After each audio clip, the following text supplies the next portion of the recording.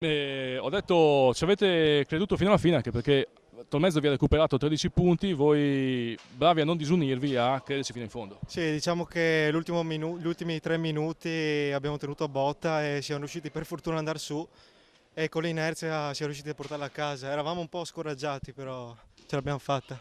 Senti, seconda vittoria in campionato può darvi un po' di benzina in più, Speriamo, no? speriamo, sicuramente ci siamo caricati con questa ulteriore vittoria. Abbiamo smosso la classifica finalmente e speriamo di vincere ancora, insomma, dai, il campionato è lungo.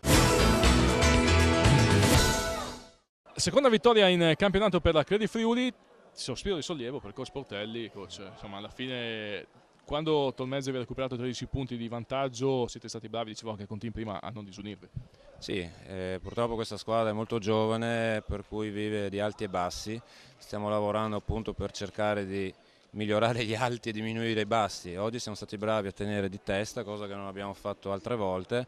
Qui sono molto contento, soprattutto per i ragazzi, perché si stanno impegnando molto in allenamento. Una vittoria sicuramente dà morale e ci permette di lavorare con più serenità. Ci ricordiamo sempre che a parte un paio di veterani hai tanti ragazzini proprio che sono in prima squadra da pochissimo. Sì, l'età media è di 21 anni e ci sono alcuni ragazzi la prima esperienza in Serie C, e alcuni del quintetto giocano da diversi anni, però vi ricordo che sono sempre 94-95, per cui il progetto è questo, sappiamo che dovremo soffrire, però speriamo di arrivare a maggio nelle migliori condizioni. Coach, in bocca al lupo. Grazie.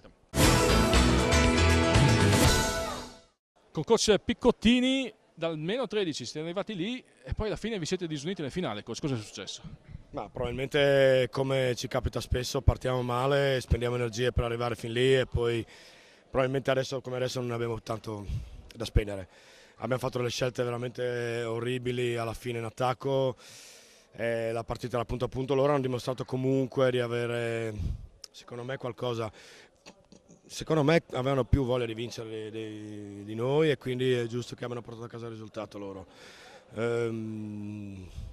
Veramente abbiamo tirato con percentuali troppo scarse, soprattutto all'inizio quando i tiri erano puliti, erano aperti e alla fine forse non lo so, dobbiamo ancora riflettere su come mai andiamo in barca così, soprattutto in trasferta, vedremo. Prossima partita, coach? La prossima partita abbiamo in casa Don Bosco e sarà una partita molto impegnativa perché non li conosciamo molto bene, però sappiamo che comunque è una squadra che ha almeno in Carlin, Schina e Spangaro un trio di attaccanti molto forti. Forse qualche miracolo farà il Palasport, però dobbiamo sicuramente cambiare atteggiamento.